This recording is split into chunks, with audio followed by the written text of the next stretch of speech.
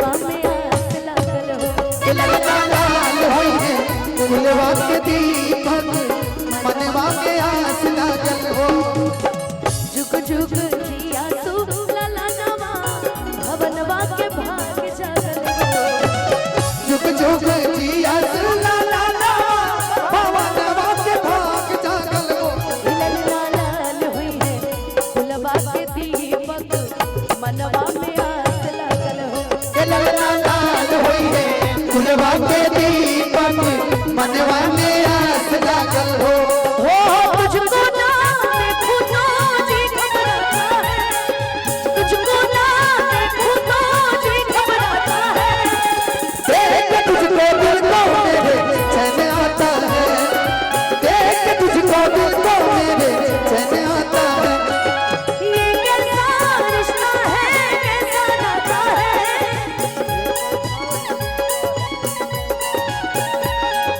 देख तुझको दिल को मेरे चैन आता है। देख तुझको दिल को मेरे चैन आता है। ललना लाल होई है फुलवा के दीपक मनवा में आस लागल हो। और बड़ा खूबसूरत लाइन बजिया बबुआ के देखबू नु तो बबुआ खातिर तू यह लाइन गई नकियाता हुए जैसे बाबूजी के अखिया हमाई के हो। नकियाता हवे जैसे बाबूजी के अखिया हमारी के हो। नकियाता हुए जैसे बाबूजी के अखिया हमाई के हो। ए ललना मुहावा चनवा सुरजाता सगर हो जोर भइले हो। ए ललना मुहावा चनवा सुरजाता सगर हो जोर भइले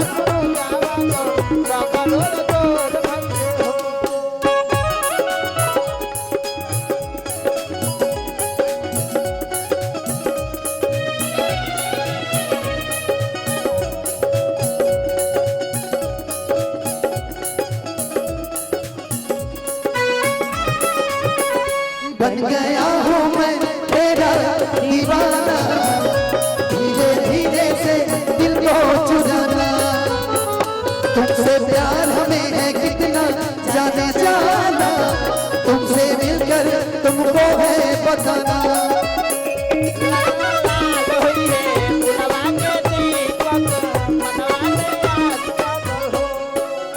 आज के दिनवा सुहावन रतिया लुभावन। आज के दिनवा सुहावन रतिया लुभावन हो। आज के दिनवा सुहावन रतिया लुभावन हो। हेलो पूरा लाइट वाइट करके छोड़ दीजिए ना प्लीज। हिललना दुवरा पर बजला बधैया अंगनवा उठे सोहर हो। ललना दुआरा पर बाजला बधैया मनवा उठे सोहर हो। हिललना दुवरा पर बजला बधैया अंगनवा उठे सोहर हो।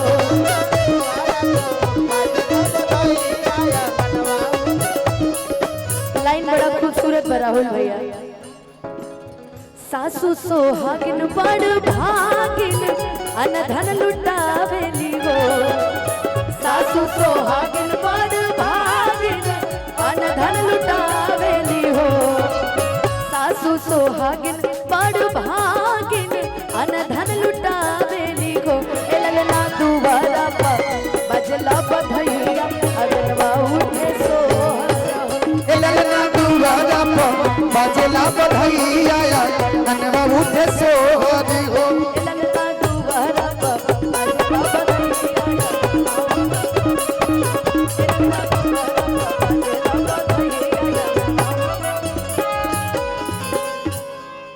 ललना दुआरा पर। हमारा पूरा मित्र मंडली ये आपके मित्र मंडली है। हाँ अब बहुत सारा आशीर्वाद पुरस्कार मतलब हमारे भी मित्र।